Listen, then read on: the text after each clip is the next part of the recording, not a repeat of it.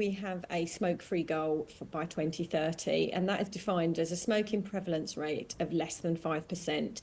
It's currently around 14 to 15%, so a lot needs to be done. And this is one measure in particular, which we believe will help us to get to that smoke-free future. So that is banning the age of banning cigarettes to be bought in 2027. It's going to come in for anyone born before 2009. So, and then it will go up every year. Okay, they can't buy cigarettes. Can they smoke? So it's going to be a ban on selling cigarettes to people under that age. So the focus will be on the retailers here to make sure that they are not selling. So it's not going to be illegal to smoke, but it's going to be illegal to sell cigarettes to anybody who does not meet the age requirement. You know, your research, you work in this area. What were the arguments as to why this would really help bring down those smoking rates?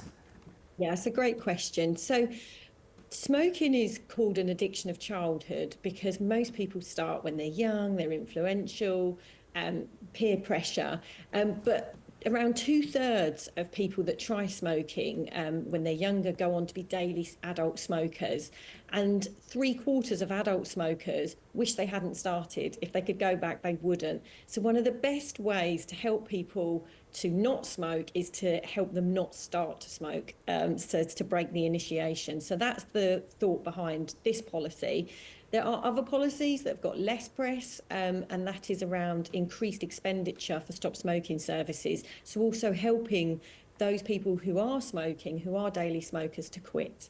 So that will go hand in hand. This more educational piece will go hand in hand, because that seems to be the most critical thing, isn't it? Just to sort of... And you see this with the younger generations who don't, when they look at their parents, they go, ugh, why are you smoking? Exactly. So smoking really is something that is so culturally bound. I'm a teen of the 90s, and in the 90s, almost everybody smoked in their teenage years. Some people find it easier to quit than others, but the longer you've been smoking, the harder it is to quit. So helping people to not start is a real public health win. The warning signs go off in your brain because history teaches us that if you ban something, it makes it sometimes more appealing, drives it underground. You know, somebody older can go and buy the cigarettes for them. There's always a way around these kind of bans, isn't there? This is more of a restriction. I understand that argument, but it's more of a restriction. Again, when I was growing up, smoking went from 16 to 18, and we heard those arguments, and actually that had a real impact on helping young people to not start.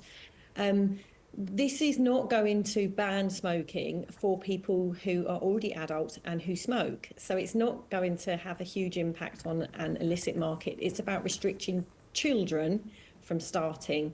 Of course, there will always be people that circumvent restrictions and bans, but the main point is that they are small cases, and actually this has a much wider cultural impact on helping you know, the nation to think about themselves as a smoke-free nation. That is interesting. In New Zealand, this was enforced, but then it was overturned, and I understand from enormous pressure by the smoking lobby. Do you expect the same thing to happen in the UK? There are already noisy fractions. Of course, there always are libertarian groups and think tanks and the like. But we do expect this to go through. This has cross-party support. Rarely do we see cross-party support for such things. But actually, with smoking, you know, the evidence of smoking being harmful to people's health is overwhelming. So it's not really something that we're expecting huge pushback on. Yeah. Vaping, is there going to be part of this package attention to vaping? A lot of people sort of see it as another option, but we're starting to learn of the concerns around vaping as an alternative. Yeah, so there has been some consultations on vaping alongside this.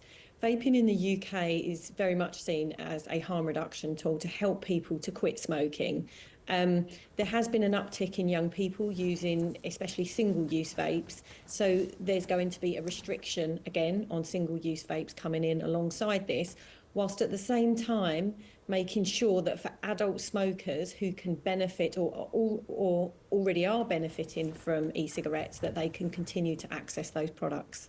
that's going to be a fine balancing act. Yeah, it'll be interesting to watch. Really great to get your opinion and analysis on this, Sharon. Thanks for joining us. No, that's great. Thank you. Bye-bye.